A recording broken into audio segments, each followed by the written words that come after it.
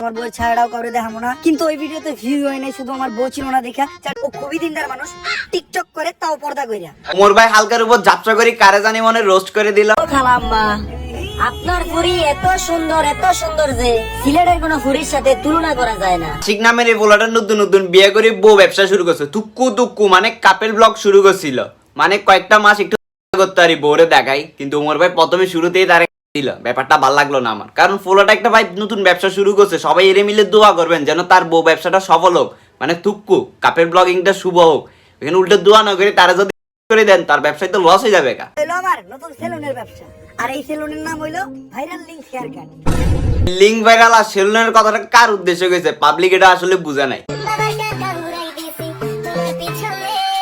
না ভাই আপনাদেরকে খুব সুন্দরভাবে বানাইছে, তো নতুন ভিডিও কবে পাবো? আই মিন 2 মিনিট 29 সেকেন্ডের ওই নতুন ভিডিওগুলো কবে পাবো আমরা? দুজনের তো একসাথে দেখতেছি সেলুনের ভিতর।